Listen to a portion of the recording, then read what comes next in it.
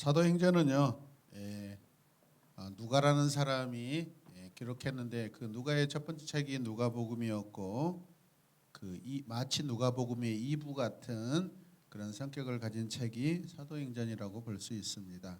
자, 누가복음과 사도행전을 한 권으로 묶게 되면 신약에서 가장 방대한 책이 된다라는 거죠.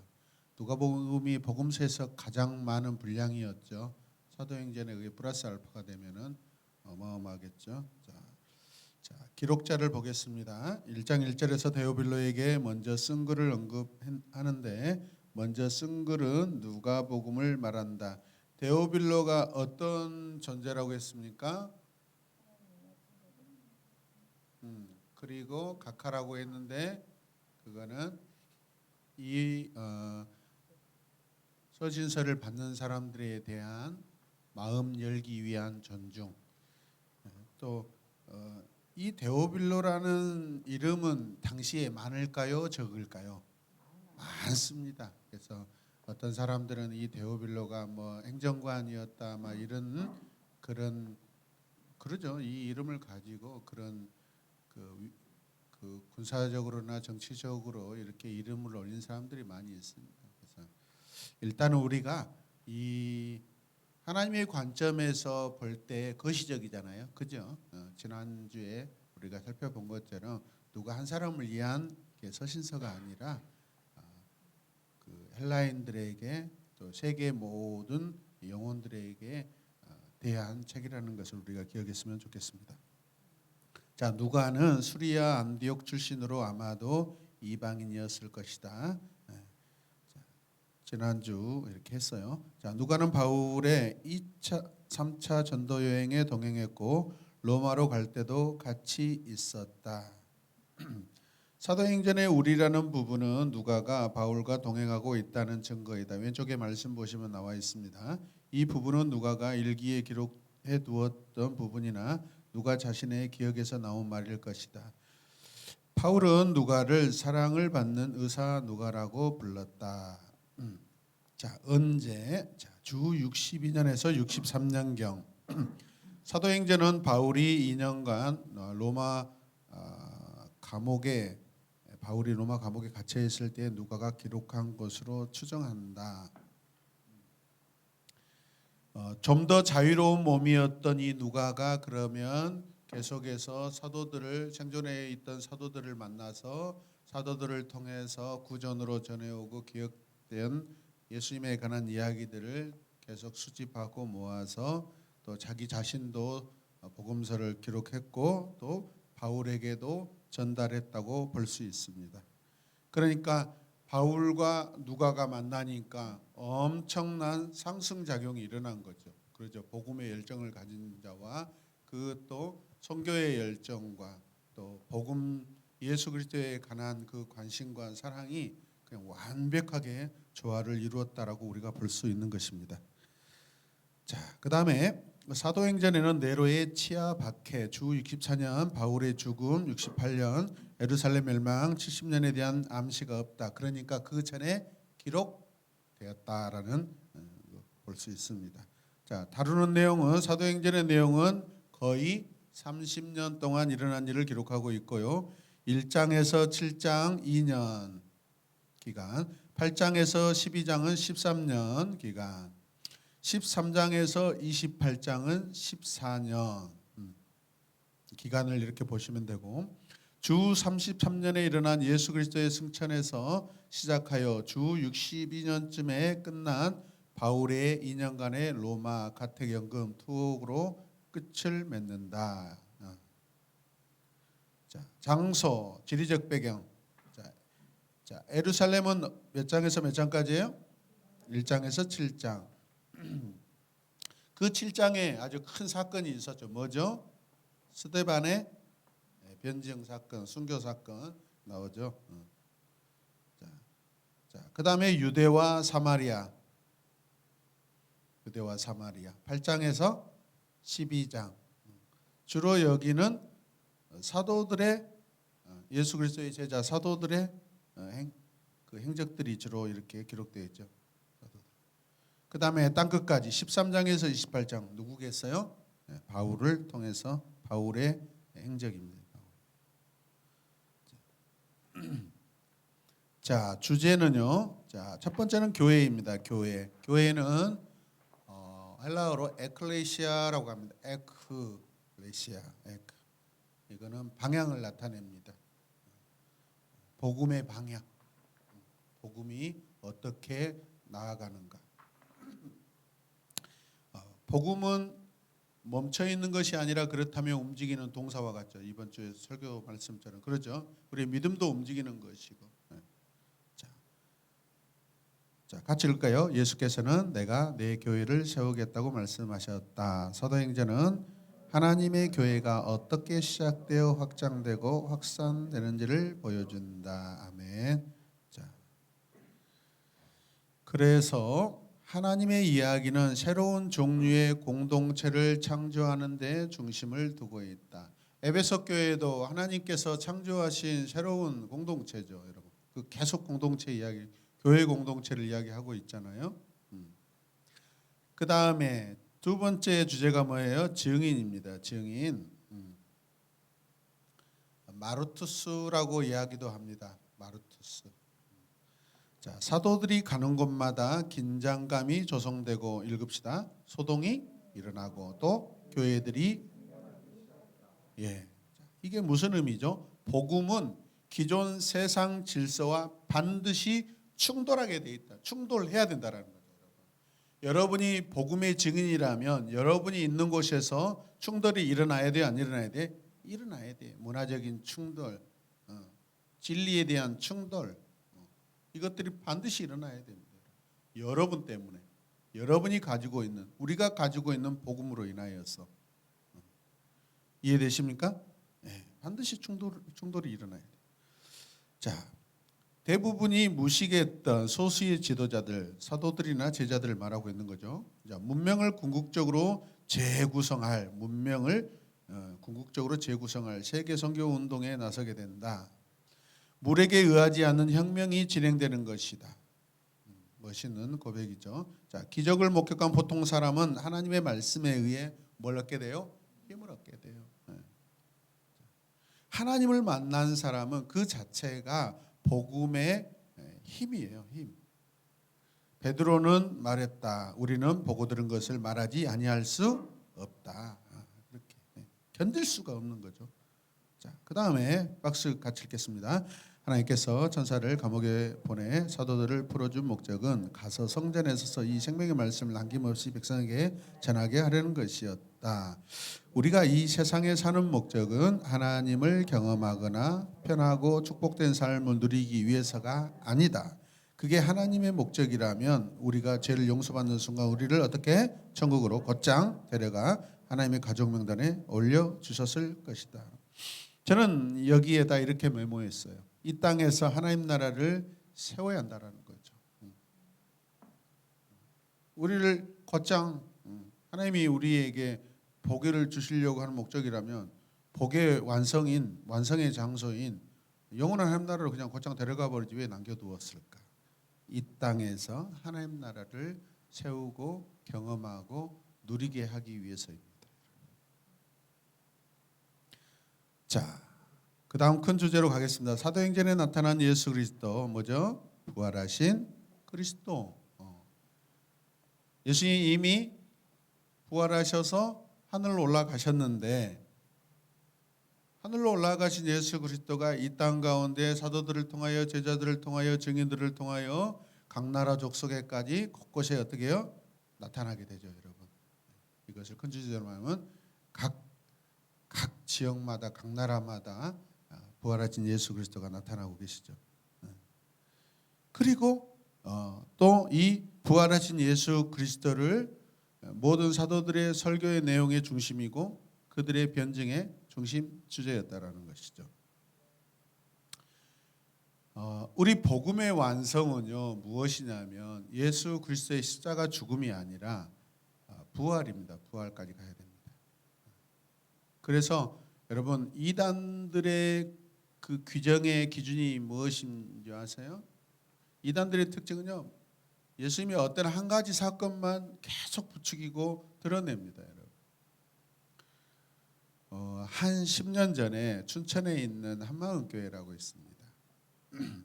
우리 아마 김선 입사님만 아실 거예요. 한동안에 한국 교회 몇몇 교회들이 관심 있는 교회들이 그 교회를 여름만 되면 그 교회에 가서 3박 4일 수련을 하고 그랬어요. 왜냐하면 그 한마음교회 안에서 이렇게 성도들이 변화되고 막 간증하고 한때 CTS, CBS의 그 교회의 성도들이 뭐 나와가지고 간증하는 것으로 한참 이렇게 굉장히 이슈가 됐었어요. 그런데 지금은 이단으로 정죄받고 있습니다. 그 이유가 무엇이냐면 그 한마음교회의 사역의 중심 주제가 뭐냐면 부활이에요. 부활. 그냥 부활만 강조해요. 거의 부활만 강조하다시피 해요. 부활의 능력. 계속 부활 이야기만 합니다. 그런데 복음은 부활뿐만 아니라 예수님께서 탄생하시고 고난당하시고 그죠? 사시고 죽으시고 부활하시고 승천까지 이게 다 포함해야 되거든요. 너무 지나치게 부활을 강조하다가 지금 저도 한때 관심이 있었거든요. 왜냐하면 저는 사람들이 변화되는 게 관심이 많아서 그래서 그 마음교회 우리 바로 근처에 있는 그 마음교회가 광주에서 그 한마음교회를 이렇게 많이 그 목회 벤치마킹을 해가지고 이렇게 한동안 했었어요. 제가 그걸 알고 있어요. 그러니까 여러분 우리는요 우리의 어떤 신앙은요 총체적이어야 되고 통전적이어야 되고 종합적이어야 됩니다. 어떤 한 가지 주제로 예수님을 다 말하면 안 됩니다. 말할 수도 없고 거기에 그렇게 돼서도 안 됩니다. 여러분 지금 신천지들이 그들이 주장하는 것은 한 가지 주제입니다. 새로운 목자가 왔다라는 것입니다. 그 새로운 목자를 통해서 이 세상을 새롭게 이끌어 간다는 거죠. 그 새로운 목자가 누구겠어요? 이만입니다.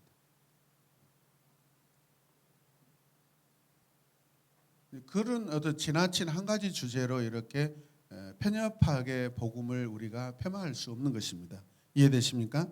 그래서 골고루 그래서 교리적으로나 성경적으로나 또 복음적으로나 이게 균형 있게 골고루 여러분 공부를 하셔야 됩니다. 그게 성경 대학입니다. 할렐루야. 네. 자, 핵심 구절 사도행전 1장 8절 잘 아시죠? 시작. 오직 성령이 너희에게 마시면 너희가 권능을 받고 예루살렘과 온 유대와 사마리아와 땅끝까지 이르러 내 증인이 되리라. 네. 저는 여기 성령에다 동그라미 쳐가지고요 하나님 나라라고 해놨습니다. 그렇게 하셔도 괜찮습니다.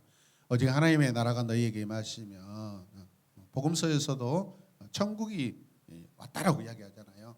그게 뭐죠? 하나님 나라죠.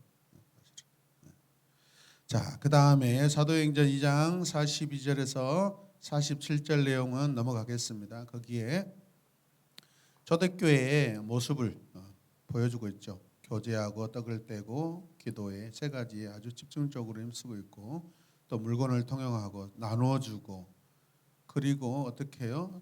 성전에 모이기를 힘쓰는데 또 집에서 떡을 떼고 기쁨과 순전한 마음으로 그러니까 우리가 이 예배당 교제 공동체 교제와 가정 공동체가 똑같은 모양으로 가고 있다라는 것입니다. 한 곳에 집에만 집중되지 않고 또 이 예배당에 집중되지 않고 우리의 삶으로 신앙의 삶으로 봤을 때 그리고 하나님을 찬미하고 온 백성들에게 친송을 받으니 어때요? 주께서 구원받는 사람을 날마다 더하게 하시니라. 좀 의미 있는 그런 부분들이죠. 구원받는 사람들이 날마다 더하는 요인이 어디가 있어요? 하나님 나라의 백성, 백성에게 친송을 받으니 하나님을 찬미하고 반드시 행함이 있는 믿음이 필요하다라는 것입니다. 구원받은 이후에 행함의 믿음이 반드시 있어야 된다라는 것을. 그래서 그런 행함의 믿음으로 말미암아 수많은 사람들이 하나님께 나온다는 것을 볼 수 있습니다.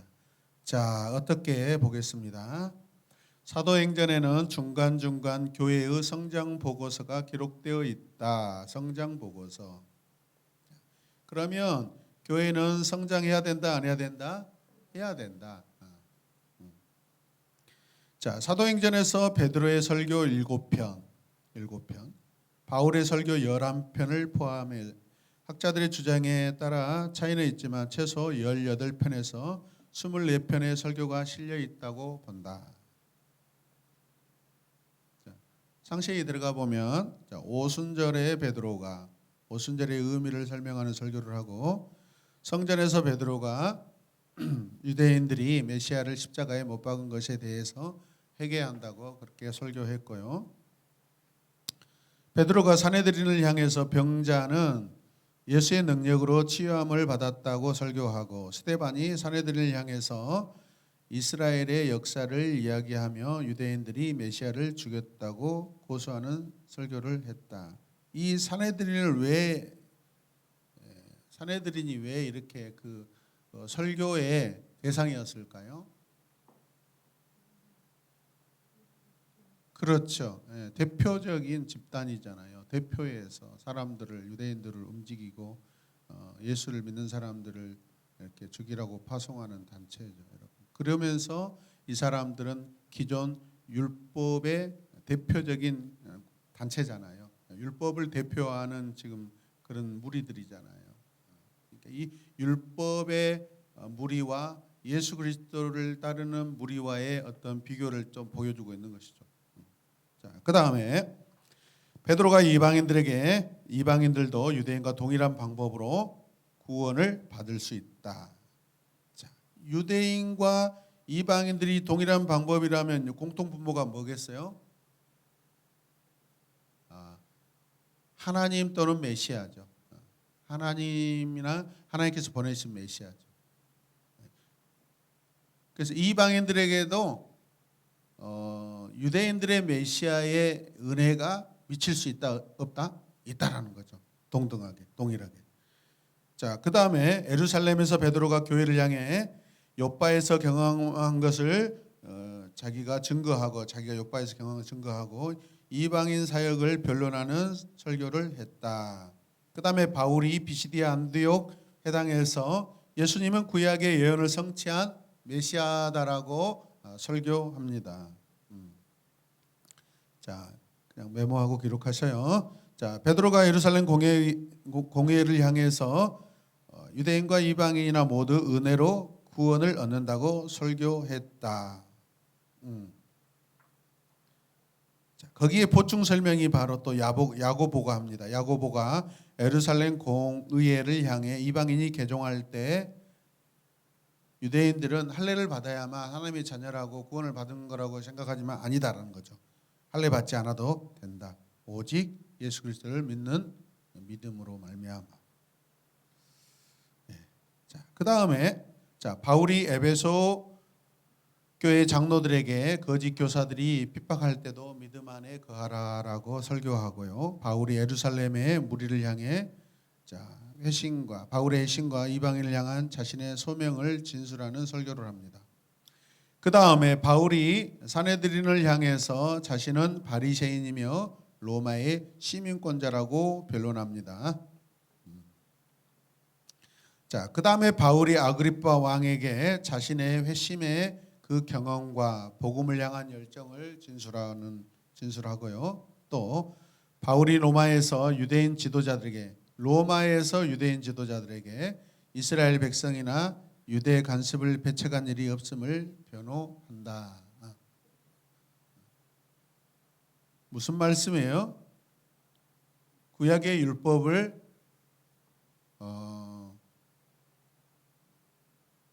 의미 없게 여기지 아니한다라는 것이죠. 여러분, 구약과 신약은 영속성입니다. 계속해서 연결되는 거, 점이 아니라 선으로 연결되어 있습니다. 그 다음에 또 뭐죠? 사도들의 설교의 초점은 뭐다? 예수 그리스도였다. 그 다음에 사도들은 특히 예수님의 죽음, 부활, 승천을 강조했다. 우리가 복음을 전할 때 그렇다면 우리도 마찬가지예요. 예수님의 죽음과 부활과 승천을 강조해. 그 죽음을 이야기할 때 무엇을 이야기해야 될까요? 예수님 왜 죽으신 거죠? 그렇죠? 누구의 죄? 당신과 나의 죄. 내 앞에 서 있는 내 복음을 나를 통해 복음을 드려야 될 당신과 나를 위해서 예수님이 죽으셨습니다. 그리고 그 예수님은 죽음으로 끝난 것이 아니라 부활하심으로 말미암아 죄의 모든 권세들을 다 이기. 왜? 그분은 하나님의 아들이기 때문에. 그리고 승천해서 저 하나님 나라에 영원 하나님 나라에 가시는데 다시 오신다고 약속하셨습니다. 반드시 오십니다. 그 다음에 사도행전은 베드로와 바울을 비교하고 있습니다. 중요한 주제입니다. 사도행전은 복음 전파와 관련해서 특별히 베드로와 바울의 사역에 집중적으로 기록하고 있는데 사도행전 12장 25절을 기점으로 누가의 관심은 베드로에서 누구에게? 바울에게. 그 다음에 로마 유대교회에서 이방교회로 급격히 변한다. 그래서 그 아까 우리 사도행전에 세 문단 중에 세 파트로 나누면은 마지막 부분이 어디였어요? 13장에서 28장까지. 여기는 바울 중심입니다. 그런데 13장에서 바울이 아니라 먼저는 누가 나와요? 바울과 동역자? 그렇죠. 바나바와 바울 이렇게 기록하다가 나중에 바울과 바나바로 바뀐 거예요. 사역의 중심 인물이 이렇게 바뀌어가는 것을 보여줍니다. 그러나 전체 주제로 봤을 때 13장에서부터 바울의 이야기, 사역 이야기라고 보시면 됩니다. 그걸 말씀하고 있는 것입니다. 그 다음에 바울의 사역과 베드로의 사역을 조합하면 바울의 사도권과 사도적 임무를 강조하는데 자 비교 한번 보십시다. 굉장히 공통점이 있어요. 자 베드로와 바울. 자 제가 베드로를 읽을 테니까 여러분들이 바울 쪽을 읽어주세요. 날 때부터 안진뱅이인 사람을 고친다. 네. 그의 그림자에만 덮여도 사람들이 낫는다. 네. 성공하자 유대인들이 시기한다.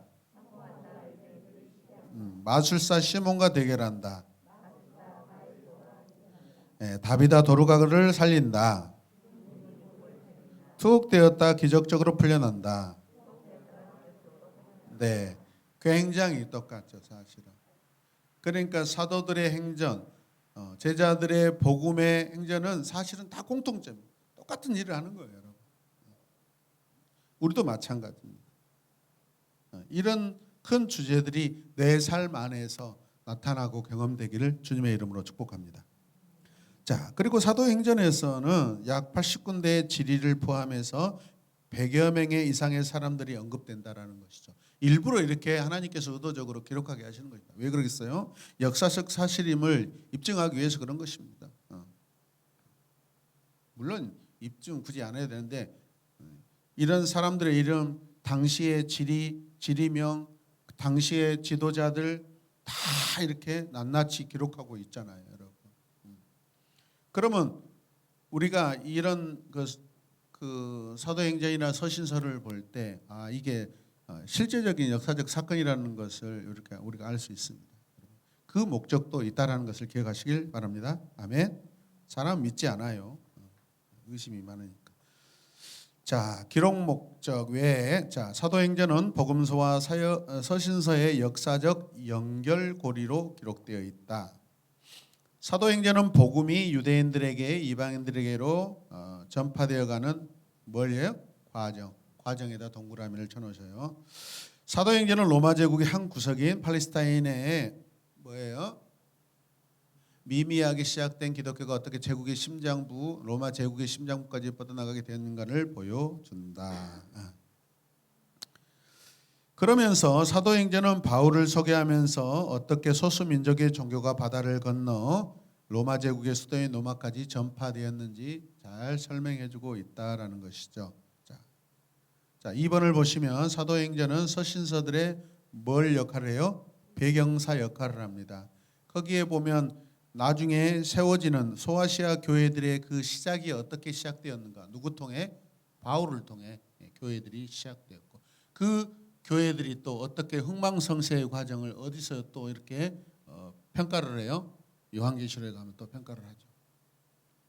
자, 사도행전이 없었다면 서신서들을 이해하는 것은 아주 어려운 과정이었을 것이다. 사도행전이 없다면 신약 성경은 예수님께 집중된 역사에서 아무런 설명 없이 갑자기 어느 집단에 대한 서신 왕래로 비약하게 된다라는 것이죠. 자, 그래서 저는 이렇게 기록했어요. 복음은 결과뿐만 아니라 전달 과정에 우리의 열정과 헌신이 요구되고 이것들을 하나님이 받으신다라고 저는 여기다 제가 메모를 해놨습니다. 그럼 복음은 결과만 중요한 게 아닙니다. 복음은요, 사실은 어떻게 보면 전달 과정이 중요합니다. 거기에 여러분들의 헌신, 여러분들의 수고, 거기에 함께 반응된 일들, 여러분 그렇지 않습니까? 여러분이 지금 우리의 신앙생활 이 내러티브, 신앙의 우리 각 사람 신앙 내러티브로 봤을 때 지금 현재 과정이 큽니까? 영원한 하나님 나라 천국에 들어가 버리는 영원한 천국에 들어가 버리는 결과가 더 클까 중요합니까? 지금 과정이 사실 우리에게는 현재로서는 굉장히 중요합니다. 물론 최종적인 목적은 영원한 나라에 들어가는 거지만은 하나님 앞에 우리가 이 땅의 복음으로 살 때 복음의 과정이 너무 중요해요. 그거는 역사로 기록되고 남게 되는 것이죠. 여러분의 한 인생이 여러분 복음의 과정 가운데 기록되고 남다는 것을 기억하시길 바랍니다. 자, 그래서 사도행전은 교회의 초기 역사를 선명하게 보여주고 있고 사도행전은 실제로 사도들의 행적을 기록한 것이 아니라 그들 속에서 뭐예요? 역사하신 성령의 행적을 기록한 책이다. 그래서 사도행전을 성령행전이라고 합니다. 모든 이야기들 쭉 보면 다 성령이 함께 일하시는 것이 기록되어 있습니다. 복음을 전하는데 누가 전하게 돼요? 누가 전하게 해주세요? 성령이 하시죠. 성령이 도와주시죠. 성령이 함께 하시죠. 사람은 거기에 열정 또 헌신한 사람이 쓰임받지만 정말 이 복음은 하나님의 영이 전하시게 하는 거예요. 여러분 믿으십니까? 자, 그 다음에 성령은요 증인들에게 권능을 주십니다. 왜 권능을 주세요? 복음을 잘 전할 수 있도록. 어떤 권능을 주실까요? 저는 이렇게 써놨어요. 또 용기, 지혜, 열정, 순교, 사랑. 여러분 순교도 능력입니다. 순교할 수 있는 것도 능력이에요. 능력. 믿음의 능력이에요. 믿음의 능력. 아마도 어마어마한 핍박이 우리 내일 모레 일주일 후에 어떤 어마어마한 그냥 이 세상에 큰 핍박이 다가온다고 했을 때 우리 각 사람은 그 핍박과 고난 앞에서 반응하는 모습은 다 다를 것입니다. 어떻게 반응해야 될까요? 그게 나와 상관없다고 생각하면 큰일 날 일입니다. 여러분.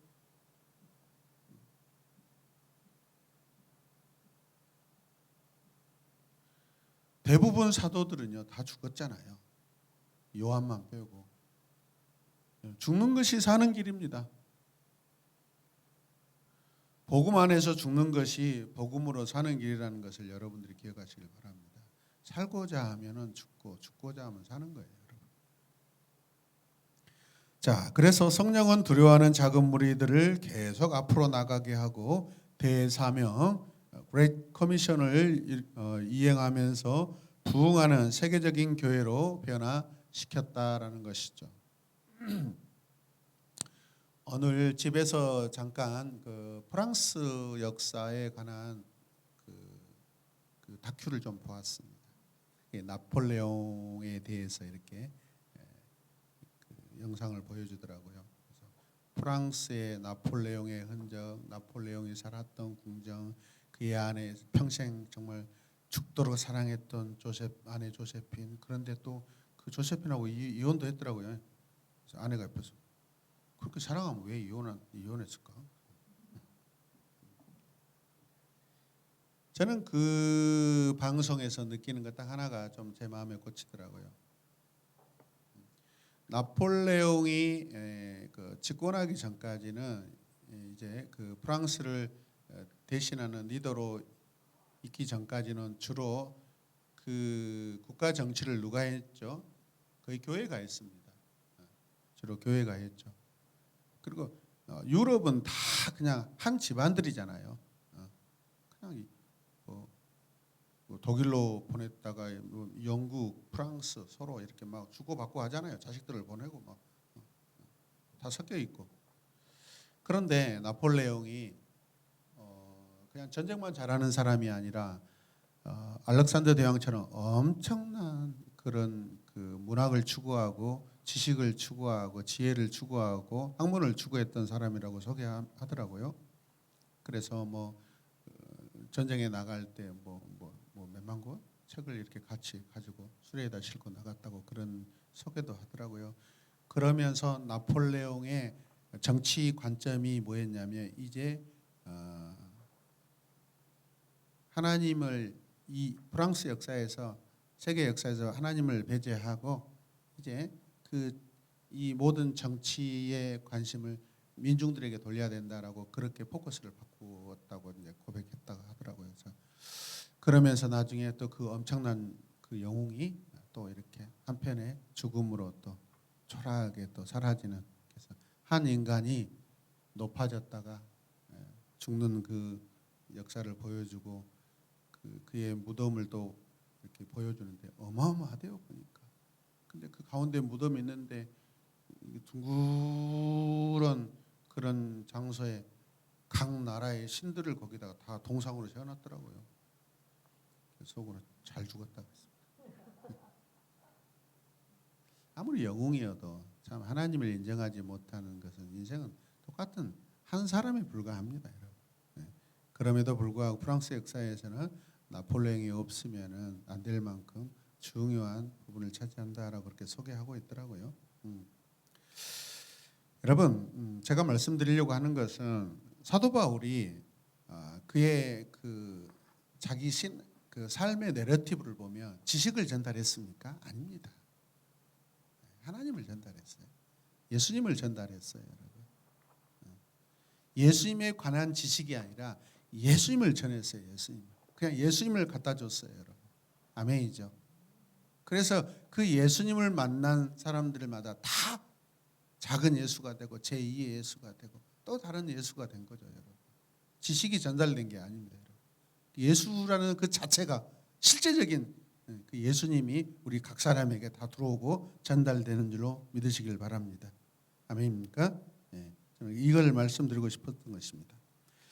그 다음에 사도행전은 기독교의 교리나 간섭으로 인해 기독교를 적대시하던 로마 관리들을 언급하면서 교회와 로마 제국의 관계에 대해서 자주 지적한다. 나중에 아그리파 왕이나 막 그 황제들, 왕들이 막 등장하잖아요. 그런데 그들이 복음에 대해서, 예수에 대해서 어떤 관점을 가지고 있는가? 당시에 그들이 말하는 것은 로마의 대표자들이잖아요, 여러분. 그래서 로마가 기독교에 대해서 어떻게 평가하고 있고 관심을 가지고 있는가를 우리가 알 수 있다는 거죠. 결코 친화적이지 않죠. 그럼에도 불구하고 여러분 이제 어떻게 해요? 자, 박스 읽읍시다. 사도행전에서 누가는 로마의 사법 절차에 대해 아주 상세하게 기록하고 있다. 때문에 어떤 학자들은 사도행전이 본래 바울을 변호하기 위한 변론서라고 쓰여진 것이 아닌가 하는 추측도 한다. 누가는 바울의 정치적인 야심이 전혀 없었으며 로마의 법이 허용하는 한도 내에서 일했을 뿐이라고 기록하고 있다. 자, 그래서 보면은 로마의 사법 절차, 재판 과정을 보여주잖아요. 로마가 어떻게 사람을 재판한가, 자국 시민을 어떻게 소환해 가지고 묻는가, 그리고 이방인들을 어떻게 대하는가, 이런 부분들을 아주 상세하게 기록되어 있는 것. 그런 부분들로 그런 변론이 나중에 바울이 어떻게 해요? 중간에 죽지 아니하고 로마까지 가서 너는 나를 전해야 하리라 하는 예수님의 그 사명을 전할 수 있도록, 또 한편으로는 돕는 울타리가 되잖아요, 여러분. 세계에서 가장 강대국의 법에 보호를 받고 가는 거죠, 여러분. 가서 복음을 전할 수 있도록. 이거는 하나님의 섭리이고 은혜인 줄로 믿습니다. 자, 사도행전은 매우 적대적이던 이방 종교의 분위기 속에서 생존하기 위해 힘쓰던 초대 기독교인들에게는 강력한 방어벽이 되었을 것이다.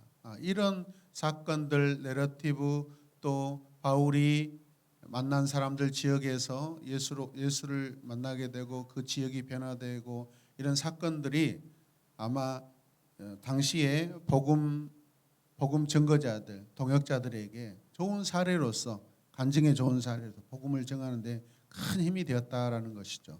그래서 우리가 예수님 만나고 나면 첫 번째 관심 있는 책들을 얻어지려 간증, 어떤 목사님들, 어떤 성도들이 막 예수님 만나가지고 막 변화된 삶에 대한 간증서도 많이 있잖아요.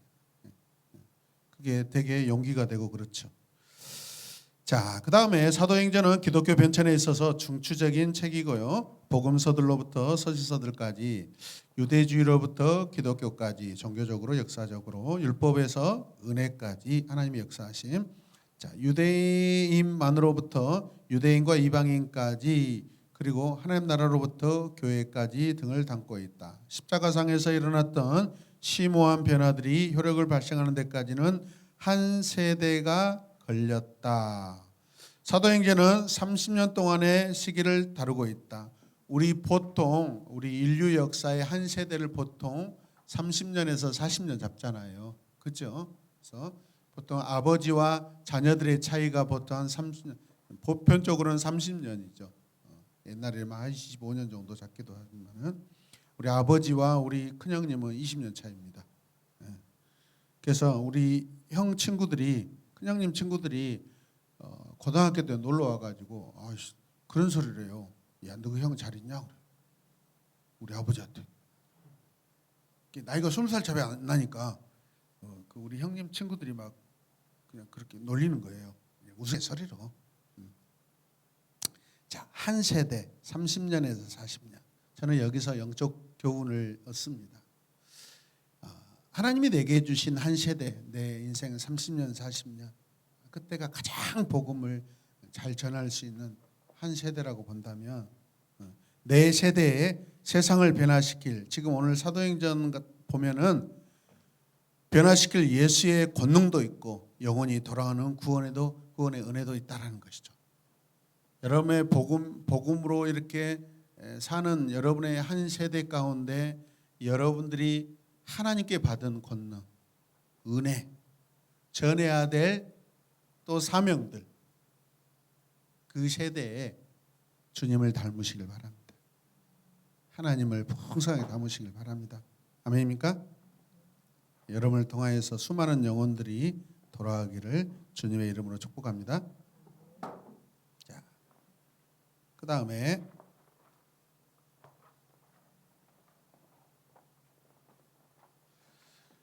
여기까지 하겠습니다. 오늘 여기까지 하고 사도행전 본론은 내용이 많아서 다음 주에 시작하도록 하겠습니다.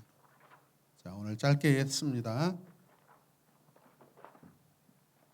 자, 우리 함께 같이 나눔하도록 하겠습니다.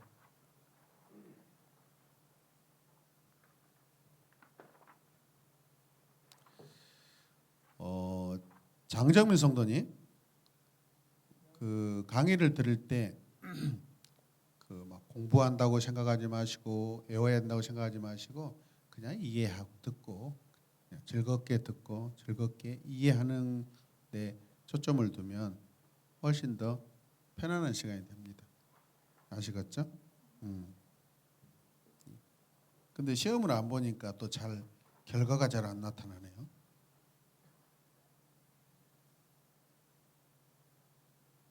자, 각자 정리하시고 자 함께 나눔 갖도록 하겠습니다. 우리 이승명 청년부터 하겠습니다. 아니요, 오늘 저기 방송실부터 하겠습니다.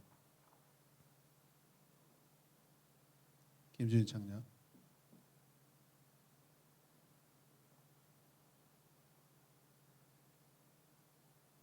됐습니까? 네. 네. 자, 시작하겠습니다. 네, 김지윤 청년입니다. 오늘 사도행전 서론을 보면 복음에 대해서 많이 나와 있는데 마음에 와닿았던 것은 바울 목사님께서 말씀하신 것 중에서 바울은 예수님의 지식을 전하는 것이 아니라 예수님을 전했다. 이 말씀이 마음에 와닿았고 들으면서 복음을 전하는 것을 사명으로 여기고 중요하게 여겨야 하는데 좀 그러지 못하였던 모습들을 좀 돌아보게 되었습니다. 네, 감사합니다. 자, 이승민 전부터 하겠습니다. 이승명 청년입니다. 저는 128페이지 1번 교회 해가지고 에클레시아 복음의 방향. 사실 에클레시아라는 단어는 알고 있었지만 그 단어의 뜻은 정확하게 이런 말이다 모르고 있었는데 복음의 방향 이제 목사님께서 말씀하신 복음은 동사다 이런 게 마음에 와닿았고요. 그리고 이번 증인의 이제 첫 번째 칸에 사도들이 가는 곳마다 긴장감이 조성되며 소동이 일어나고 교회들이 생겨나기 시작했다. 그래서 복음은 세상의 질서와 반드시 충돌이 일어나야 한다. 제가 다른 이제 주변 사람들에게 복음을 전할 때 이제 최대한 충돌을 피하려고 어떻게 보면은 조금 더 최대한 그 사람을 맞춰주면서 복음을 전하고 그러다 보니까 이제 제대로 된 복음 전하지 못했던 게 떠올랐고 그것을 되돌아보며 다음부터는 그런 걸 조심하는 게 아니라 복음에 대해 더 초점을 맞추고 해야겠다고 생각했습니다. 결단했습니다. 맞습니다. 담대하게 복음을 선포하고 전하고 거기에서 몽둥이를 맞든 그 환란이 오면은 당하면 되는 것이고 죽게 될 상황이면 죽으면 되죠. 그렇지 않습니까? 자, 에클레시아라고 했을 때 그 원어적인 그 의미를 보면은 안에서 밖으로라는 어떤 방향적인 그런 의미가 포함되어 있습니다. 그러니까 결국 내 안에서 밖으로 나가는 거죠. 복음은 그렇죠. 전파되는 것이죠, 여러분. 사도행 1장 8절 말씀과 같이 그렇게 방향성이로 움직이게 된다는 것을 다시 한번 말씀드립니다. 예, 양정훈 집사입니다. 네. 저는 오늘 강의를 들을 때 그 IMAX 영화 같은 느낌이 들었거든요. 그러니까 그 넓은 로마 전역에 걸쳐 여러 그 지역을 돌아다니면서 긴 시간 동안 돌아다니고 또 여기에는 뭐 변변한 식당이라든가 여관이라든가 그런 것도 없고 그냥 가서 노숙을 하고 아는 사람한테 유숙을 하고 그 30년이라는 과정 동안 이동하고 옮겨지고 이런 것들이 아마 절반 이상이었을 것 같아요. 그런 그 머나먼 과정을 생각했을 때 굉장히 가슴 벅차오르는 느낌이 들었습니다. 저는 이 지역은 가보진 않았지만 만주는 가봤거든요. 근데 고구려 여행한다고 가봤는데 12시간 동안 기차를 타고 이동한다든가 뭐 산을 몇 개를 넘는다든가 이런 것들을 해봤는데 아마 여기 사도들의 이동 경로에는 택도 없이 못 미쳤던 것 같습니다. 이런 움직임이 가능하게 했다는 거, 그들에게 힘을 주고 에너지를 공급하고 그것을 계속 되뇌면서 사명을 짊어지고 나갈 수 있는 그것에 대해서 조금이나마 공감하게 됐습니다. 그 바울이라는 영화를 보면 바울이 처음에는 감옥에 갇혔다가 거기 안에서 우리의 성경 안에서는 자세히 상세하게 나와 있지는 않지만은 그 안에서 자기가 갇힌 거에 대해서 순종하고요. 그렇지만 그 갇힌 상태에서 자기 주변에 같은 감옥에 갇혀 있고 또 간수들에게 대하는 하나님 예수님의 그 성품을 가지고 대하는 것을 봅니다. 그러면서 은혜를 입어서 이제 다시 그 감옥이 아니라 집으로 나와서 가택연금을 당하게 되거든요. 그 굉장히 자유를 얻는 거거든요. 그러면서 또 사람들을 또 만나게 되고 이런 부분들 그런 과정 가운데 바울은 분명히 아마 주님께 기도했을 거라고 생각합니다. 거기 안에도 찾아오지만은 복음의 더 많은 전달을 위해서 기도하고 내가 이 안에서뿐만 사람들 찾아오기 힘들잖아요. 그 영화를 보면 간수장들에게 돈을 주면 매수하고 막 들어왔다 나갔다 하잖아요. 자꾸. 근데 그런 것들이 사실 불편하죠. 나중에 밖에 나가서 다시 더 자유로운 환경 가운데 많은 사람들에게 복음을 전하고 또 또 제자들 이렇게 만나는 그런 부분들을 보면서 얼마나 어떻게 빌립보서를 보면 어떤 모양으로든 전해지는 것은 뭐 시기든지 열심이든지 전해지는 것은 그리스도니 내가 기뻐하고 기뻐하노라라고 그렇게 고백하잖아요. 야, 참 이 바울 진짜 그 사람에게는 예수 그리스도밖에 없구나라는 것을 많이 생각합니다. 아멘. 네. 홍가정 집사입니다. 바울이 서신서를 쓸 때는 되게 복음에 대해서 이렇게 많이 풀어서 썼는데 아까 목사님 말씀하셨던 131페이지 나에서 1, 2, 3번 하고 나서 다시 설명하실 때 바울은 가는 곳마다 예수를 전했다라고 말씀하신 걸 들으면서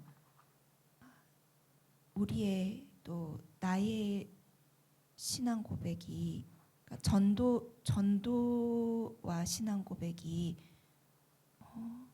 예수님이 이러이러하니까 너에게 예수님이 필요해 뭐 이렇게 주절주절하거나 이런 역사적인 사건에 의해서 이게 사실이고 뭐 이런 걸 변증하거나 이게 아니라 어떤 사람에게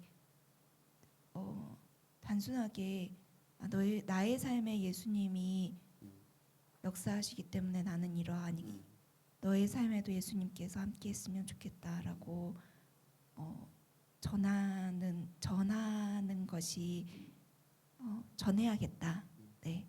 그리고 그 전에 정말 예수님이 필요하고 전하고 싶어지는 그 사람을 위해 기도하고 단순하게 예수님을 전하고 그리고 전하고 나서 또 기도하면 그게 전도구나라는 생각을 했습니다. 좋은 관점입니다. 자, 사도행전에서는 바울이 개인적으로나 어떤 공동체적으로나 지방에 직접적인 복음을 전하죠. 그러나 서신서는 뭐죠? 목적이 이미 세워진 교회들에게 그 교회에 맞는 상황에 맞는 메시지를 전했죠. 그게 교리적이든지 변론이든지 이런 부분들. 그래서 그런 복음의 약간 역동성은 좀 차이가 있죠. 좋은 관점입니다. 네. 장정민 성도입니다. 저는 우리가 이 세상에 사는 목적은 하나님을 경험하거나 편하고 축복된 삶을 누리기 위함이 아니다라는 128쪽의 맨 마지막 박스에 나와 있는 그 문구가 와닿는데 실망했어요? 아니요. 근데 제가 우리 교회 오기 전에 가졌던 마음이에요. 네. 교회에 가면 복을 받을 것이다. 막 다 좋을 것이다. 네. 왜 저러지? 왜 저렇게 하시면서까지 좋다고 하면서 실상은 그렇지 못한 것 같은 그러니까 세상의 눈으로 보다 보니까 근데 막상 제가 이제 하나님 품 안에 들어오고 나니 그 모든 게 이런 뜻이 아니었구나라는 거를 아는데 이걸 또 이제 세상 사람들에게 설명을 해주고 싶은 생각은 아주 많지만 어떻게 말을 해야 제대로 전달이 될지라는 고민이 좀 되는 순간이 아까 좀 있었습니다. 네, 감사합니다. 네. 좋은 것을 이렇게 지적하셨어요. 여러분 제 앞에 앉아 계신 대부분 분들이 이제 부모들이잖아요. 부모님들인데 내 자녀에게 어제 오늘 같이 살면서 축복 이야기를 많이 했습니까? 아니면 어떻게 살 것이니 교훈 이야기를 많이 했습니까? 교훈이죠. 그 축복을 누리는 것은 그냥 결과예요. 부모가 자녀에게 전달하고 어드바이스하고 인도하고 또 알려준 것 그것을 힘써 지키고 잘 지켰을 때 우리가 자연적으로 발생되는 것이지 복이지 복은 우리가 일부러 갖는 것은 아닙니다. 일부러 그것을 기복주의라고 이야기합니다. 우리 기독교는 일부러 복을 찾아가는 종교가 아닙니다. 우리는 진리 안에 있는 것 자체가 복이죠. 많은 목사님들이 그렇습니다. 예수를 믿는 것이 가장 큰 복이라고 이야기해놓고 나중에 어떻게 해요? 교회를 키우기 위해서 전도 많이 해라. 그래프 많이 올리면 좋은 집에 살게 되고 남편 승진하게 되고 한다. 이런 식으로 막 성공주의, 기복주의로 다가버려. 자, 이게 우리 한국 교회, 현대 교회가 복음의 능력을 잃어버린 요인 중에 하나라고 생각합니다. 오직 예수 그리스도, 그냥 성경대로 설교하고 성경 내용 중심을 더 설교하고 성경대로 살려고 우리가 따라가려고 하는 것이 우리의 본질이고 본분인 줄로 믿습니다. 네, 감사합니다. 네, 조광석 집사입니다.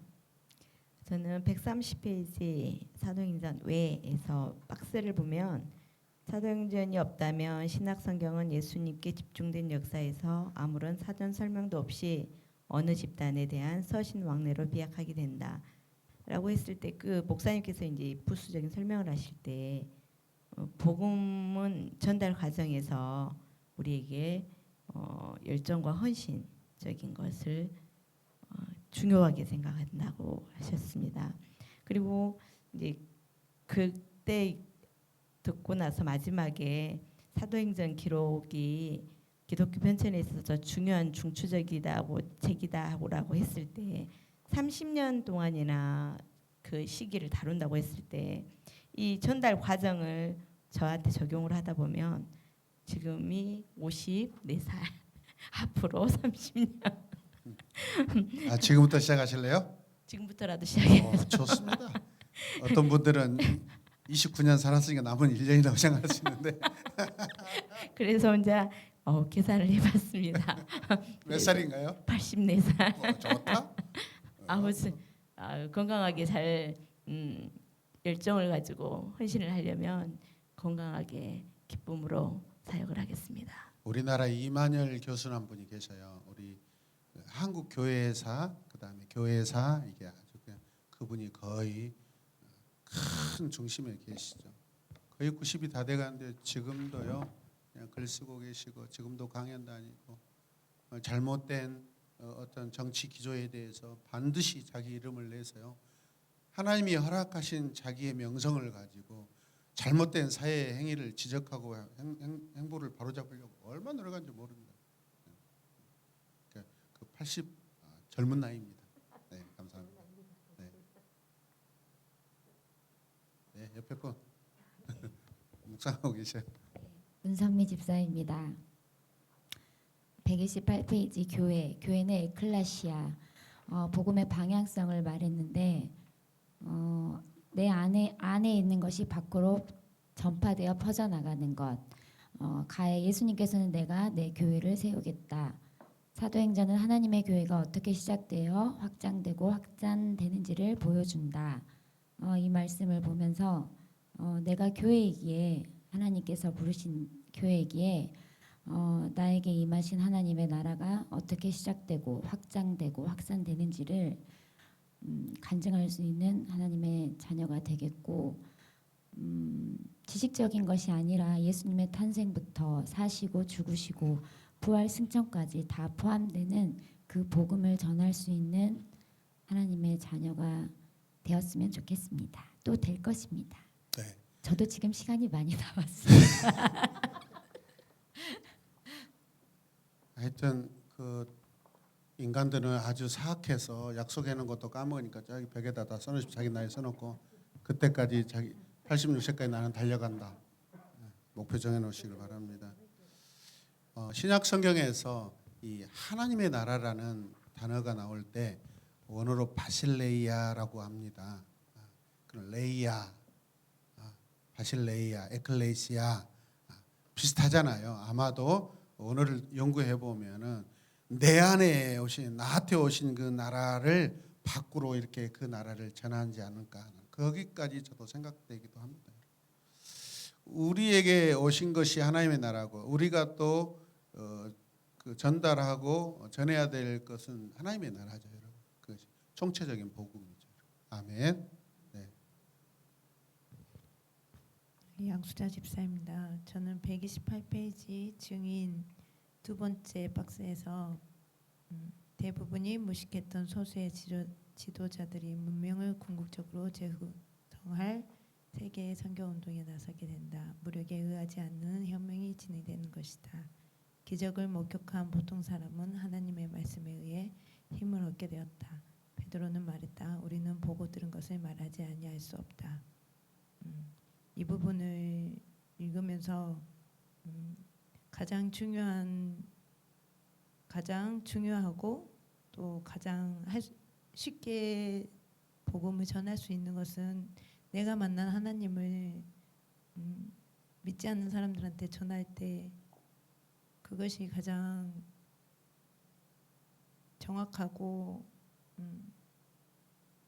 정확하게 전할 수 있는 방법인 것 같다라는 것을 깨닫게 되었습니다. 네. 아멘. 사도들이 가는 곳마다 긴장감이 조성되며 소동이 일어나고 교회들이 생겨나기 시작했다. 저와 우리 교회의 공동체가 이런 일들이 일어났으면 하는 소망이 있습니다. 네, 아멘.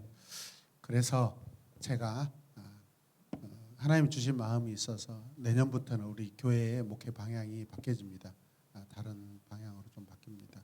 이 방향은 이웃들과 더 가까이 나아가고 이웃들을 교회와 더 가까이 할 수 있는 그런 목회의 방향으로 제가 이렇게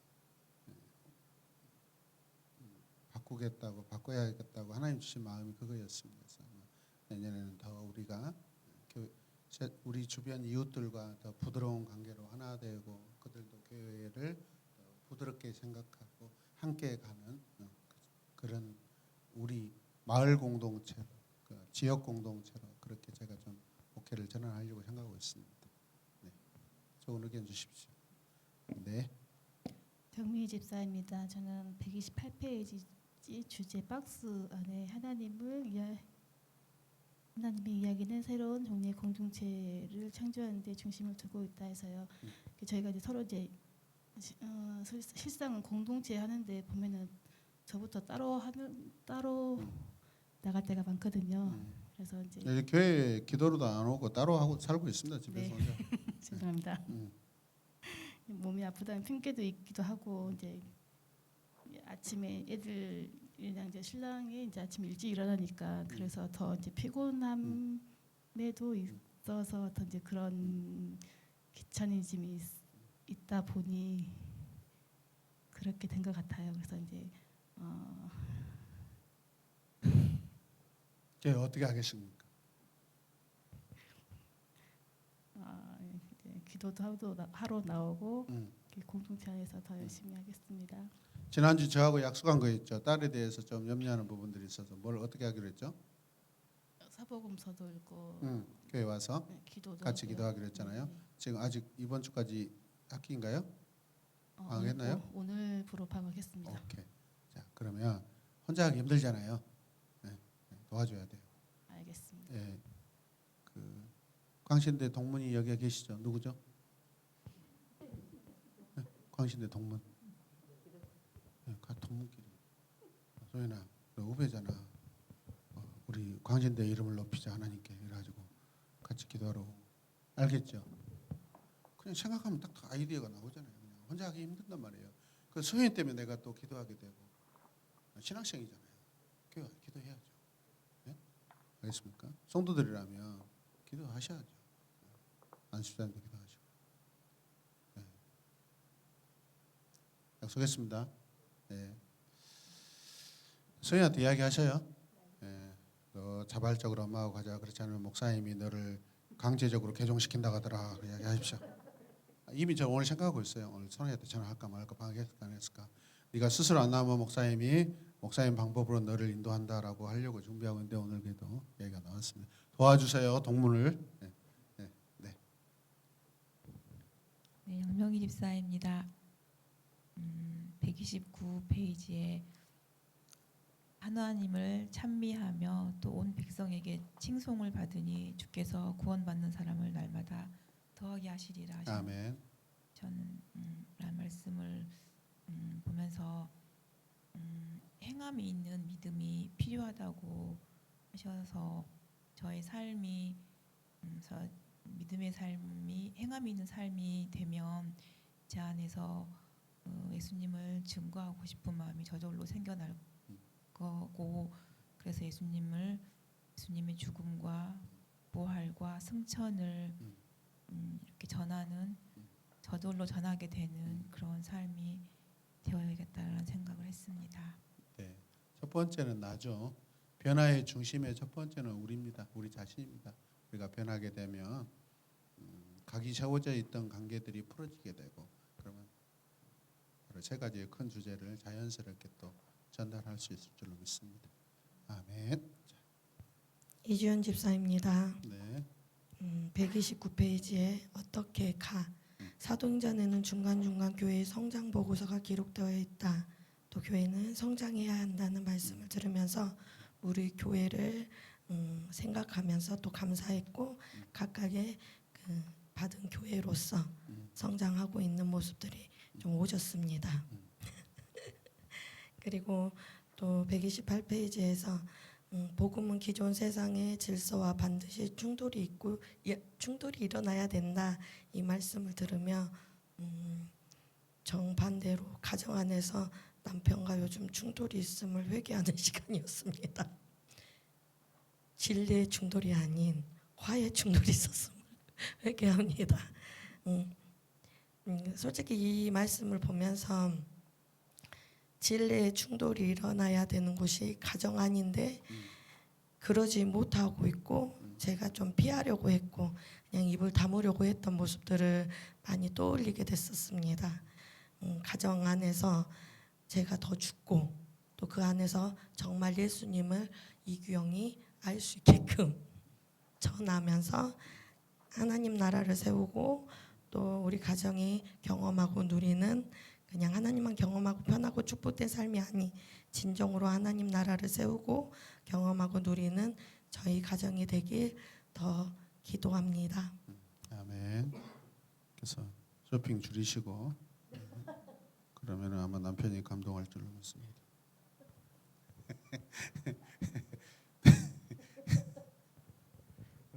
최종환 집사입니다. 저는 130페이지하고 사도행전은 복음서와 서신서의 역사적 연결고리로 기록되었다. 그리고 사도행전은 매우 적대적이던 이방 종교의 분위기 속에서 생존하기 위해 힘쓰던 초대 기독교인에게 강력한 방어벽이 되었을 것이다. 이것을 보면서 지난주에 그 누가가 누구의 영향을 많이 받았나 바울의 영향을 많이 받았다라는 목사님의 이야기가 있었던 걸로 기억하고 있습니다. 이 바울을 통해서 누가가 바울의 영향력을 많이 받고 이 누가를 통해서 이 사도행전이 나왔는데 이 사도행전이 없었다면 이 말씀에서 이 사도행전을 통해서 우리도 베드로의 사역하는 모습 그리고 바울의 사역하는 모습 그 중심에는 예수 그리스도를 전하는 그 마음 이것들을 많이 본받고 우리들이 지금 어떻게 우리의 열정을 담아서 하나님의 복음을 전하는 전달자로 살아가야 할지 더 많이 배웠다고 생각합니다. 근데 지금 좀 부족한 부분이 이 베드로와 바울의 사역하는 이 모습을 보면서도 아직 저는 아직 제 중심이 아직 좀 세상에 있는 것 같은 좀 그런 느낌을 많이 받습니다. 그런 부분을 회개하고 진정한 하나님의 자녀로서 복음을 전하는 전달자로 살아가기를 기도합니다. 아멘. 감사합니다. 저는 두 가지가 크게 생각이 되는데 하나는 사도행전이 성령행전이라고 하는 것 사도행전 1장 8절에 예루살렘과 온 유대와 사마리아와 땅끝까지 성령이 너에게 임하시면 이렇게 그 전파될 거라고 1장 8절에 했던 내용들이 오늘 보니까 사도행전 전체를 거쳐서 예루살렘 그리고 사마리아 그리고 땅끝인 로마와 스페인 이런 것들을 바라보면서 바울이 그리고 사도들이 움직였겠구나 이런 것들을 보고 특히 이걸 전체적으로 봤던 누가에 대해서 생각을 해봤어요. 옛날에는 생각 못했는데 오늘 딱 보니까 1장 8절을 딱 쓰고 나서 쭉 전체를 그 이렇게 서론하고 그 다음에 퍼져가는 과정을 이렇게 파노라마처럼 보여줬다는 것들을 좀 새롭게 보게 됐고요. 아멘. 이 모든 것에 사람이 하시는 게 아니라 이 30년 동안 그런 일들이 정말 일어날 수 있는 것은 성령님이 아니면 이루어질 수 없구나. 그래서 우리 삶에서도 그냥 성령님이 일하실 때 그것을 따라서 또 나의 삶이 드려져야겠다 이런 생각들이 들었고요. 저는 또 누가에 대해서 생각했는데 옛날부터 이런 생각이 들었어요. 뭔 누가복음의 데오빌로 각하, 그 다음에 사도행전의 데오빌로 각하 이런 긴 글을 한 사람을 대상으로 쓸 수 있어요. 누가에 대해서 좀 생각했는데 누가가 굉장히 치밀한 사람이었던 것 같아요. 복음서를 딱 이야기를 할 생각을 갖고 있었고 그리고 데오빌로라는 한 사람 대상으로 했지만 그 당시 초대교회에 이 주님과 그리고 주님의 일하심을 보여주고 싶은 그 간절한 마음으로 있었다는 것을 생각하면서 그 기록의 가치에 대해 생각이 왔어요.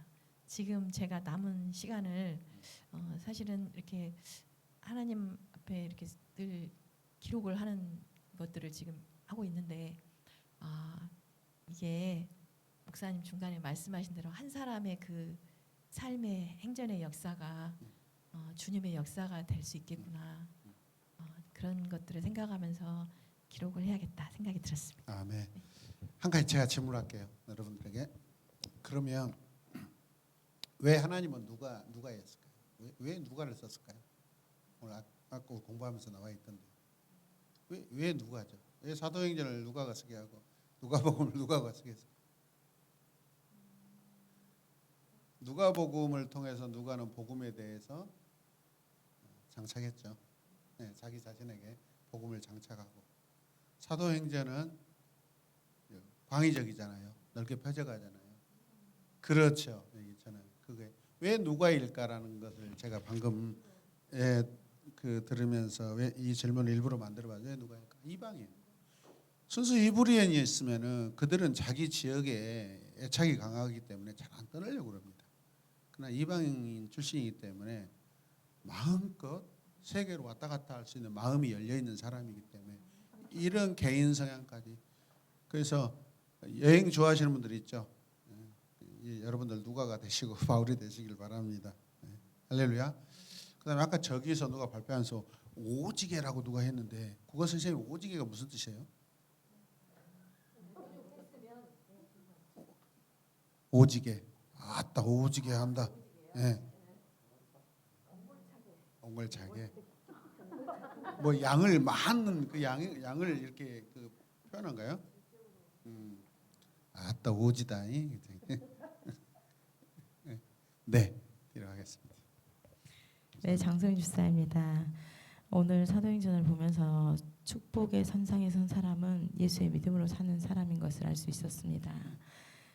바울이 지식적인 걸 전달하지 않고 예수 그리스도를 전하는 것, 하나님께 특별한 마음을 품지 않은 사도라면 할 수 없는 것임을 보면서 오늘 오기 전에 페이스북을 통해서 한 그 지역을 섬기는 선교사님의 영상을 보게 됐는데 건달을 전도했더니 5명을 전도해 왔더래요. 그랬는데 5명을 전도하고 나서 머리가 깨지고 두들겨 맞아서 핍박을 많이 받고 나더니 그 오기가 발동해가지고 내가 더 많이 전도할 거라고 그랬다고 하면서 그래서 그 해에 35명을 전도하고 변화되는 삶을 살아내는 그 한 성도의 이야기를 전해주신 영상을 보고 왔는데 오늘 사도행전이 저에게 다시금 열정을 주실 성령의 역사가 있기를 기대하는 시간이 되었습니다. 이 세상을 사는 목적을 다시 점검하면서 시편 말씀대로 너희 권능 있는 자들아 영광과 능력을 여호와께 돌리고 돌릴지어다. 죄인 장소영을 통해서 하나님이 얼마나 많은 영혼들을 살리시려고 이러시나라는 생각도 하면서 하나님을 증거하는 증인이 될 것을 결단하고 또 그로 인해서 하나님께서 주시는 지혜와 용기와 열정 그리고 사랑 그것을 가지고 순교하는 자가 되길 결단하며 복음을 완성히 가는 장소이 되길 결단하는 시간이 되었습니다. 너무 감사하고 감동적인 고백인데 그 우리 장소영 집사님 마무리 고백할 때마다 너무 겸손해요. 그래서 항상 자기 일을 뭐라냐 죄인 장소영 그러는데 죄인 장소영이라 하지 말고 말투스 증인 장소영으로 바꾸십시오. 이게 자칫 잘못하면 너무 지나친 겸손은 자기 그를 약화시켜 버릴 수 있어요. 그렇잖아요. 이제 그 부활의 증인이라는 거 뭐죠? 부활은 뭐죠? 주님의 능력이잖아요. 사실 증인은 예수의 능력을 가지고 부활의 능력을 가지고 나아가는 사람이니까 죄인 장소영이 아니라 누구라고요? 증인 장소영입니다. 아멘. 네, 민규화 집사입니다. 목사님께서 말씀하실 때 제가 뒤에서 에이씨 내가 할 말 목사님께서 다 해버렸다고 투덜대었습니다. 꼬우면 다음 주에 얘기하세요. 저는 첫 번째 사도행전이 쓰여지는 것에 이제 감사하다라고 적어놓고 뭐라고 했냐면 이방인 누가가 역사적 사실을 이걸 썼고 사도행전을 썼기 때문에 더 그 이방인들에게 복음을 전하는데 공신력이 있지 않았을까라는 그 생각을 하면서 이제 그 문구를 적었는데 사도행전이 없었다면 그 신약성경 130페이지 이렇게 많은 분들이 고백해 주셨던 것처럼 예수님께 집중된 사역에서 아무런 사전 설명도 없이 어느 집단에 대한 서신 왕래로 비약되게 됐을 것이다라는 이 말과 또 사도행전은 교회의 초기 역사를 선명하게 보여주기 위해 기록되었다라는 이 말을 보면서 누가를 사용하셔서 이 복음 사도행전 누가복음을 기록하게 하신 그 지혜 지난주에도 제가 이제 하나님의 그 역사하심이 정말 크다라고 이제 고백을 했었던 것 같은데 정말 오늘 다시 한번 또 느낀 것이 이 누가를 통하여서 또 기록하게 하신 말씀을 기록하게 하시는 그 하나님의 역사하심 또 사도행전이 30년 동안의 시기를 다루고 1세대를 다룸으로 인해서 초기 그 기독교 교회가 복음서에서 서신서 또 유대주의로부터 유대주의에서 기독교 그다음에 율법에서 은혜로 그다음에 유대인에게만 해서 이방인까지 그리고 하나님의 나라에서 우리 교회를 나타내는 것이라는 그 하나님의 그 놀라운 계획하심이 이 사도행전을 기록한 그 목적대로 우리가 정말로 그 핵심 구절이 오직 성령이 너희에게 임하시면이 하나님의 나라가 너희에게 임하시면이라고 목사님께서 처음에 말씀하셨던 것처럼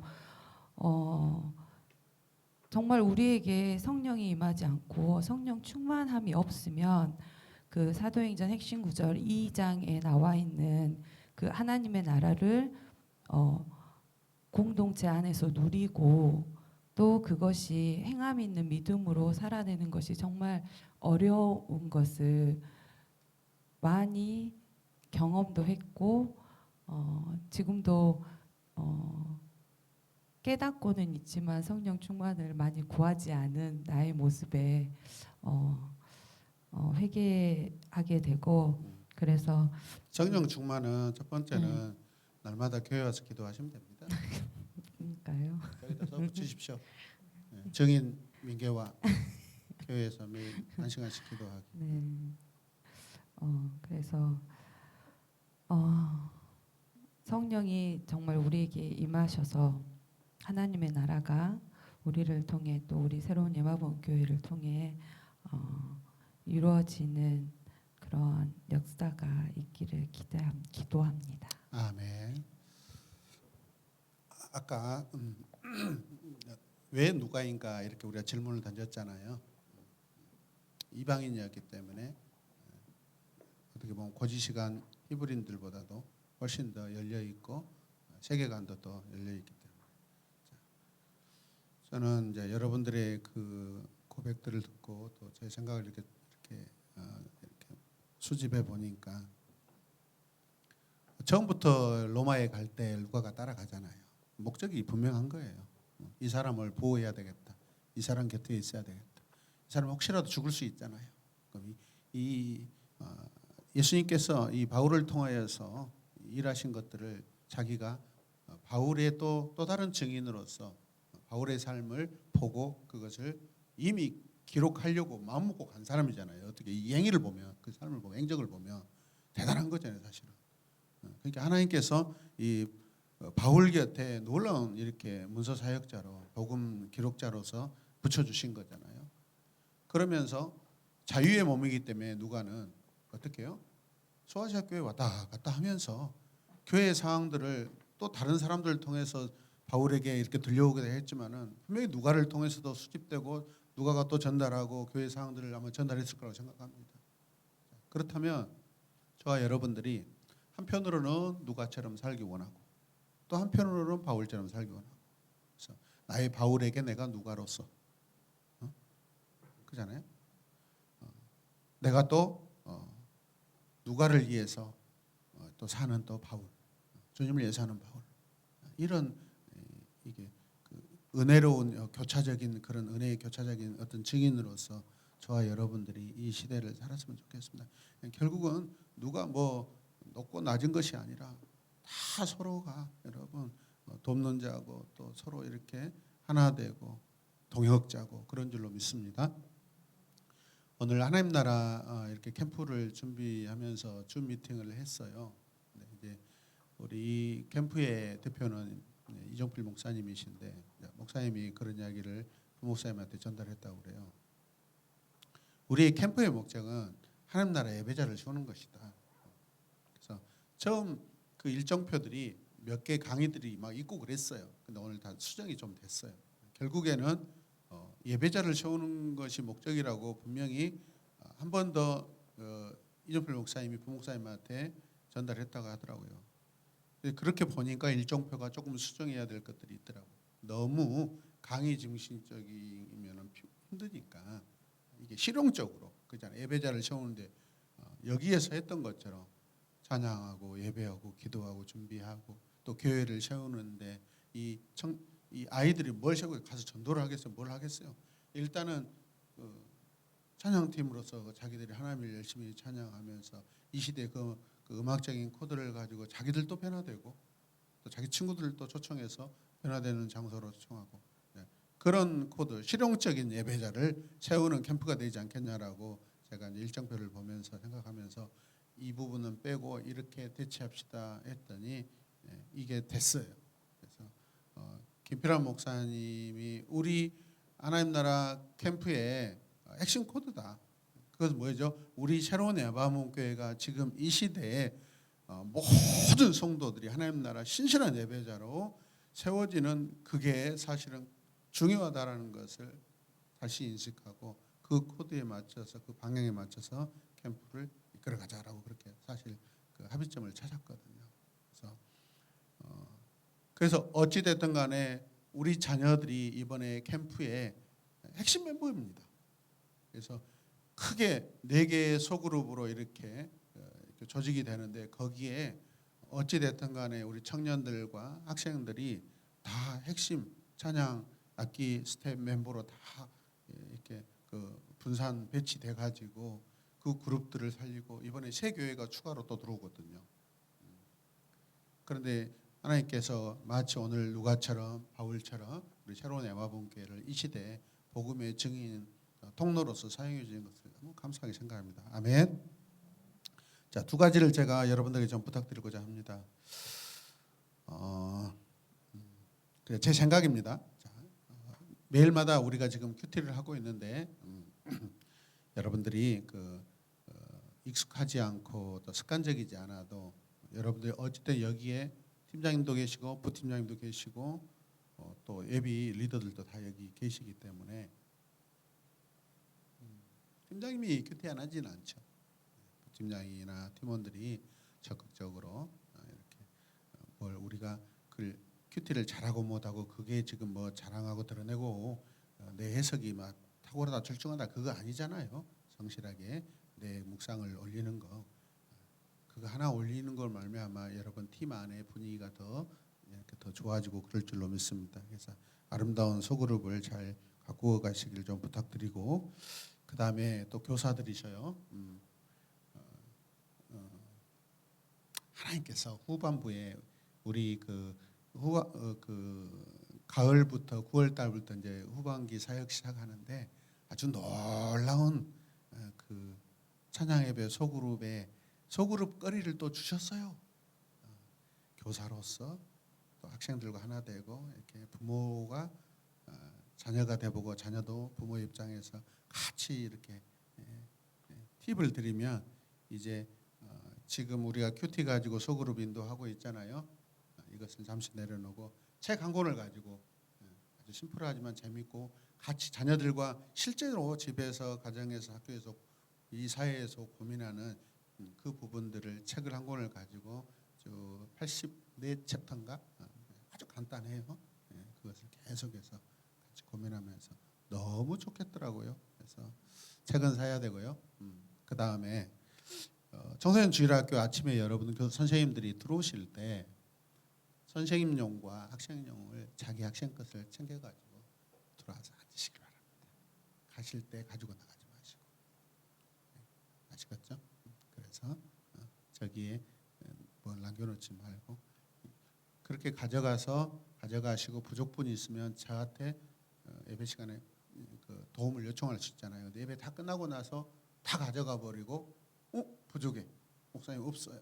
더 출력해 주세요. 이러면 시간적으로 급박하니까 그게 더 좋지 않겠는가 생각됩니다. 할렐루야.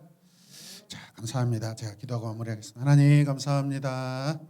우리에게 사랑받는 주님께 사랑받는 누가 또 바울에게 사랑받고 신뢰받는 귀한 동역자 누가를 통하여 누가복음과 사도행전을 살펴보았습니다. 우리의 삶, 우리 한 시대의 삶을 복음으로 잘 점철되게 하여 주시고 복음으로 잘 꽃피우게 하여 주시옵소서. 이 작은 공동체가 큰 믿음의 공동체로 지금 사용해 주심을 감사합니다.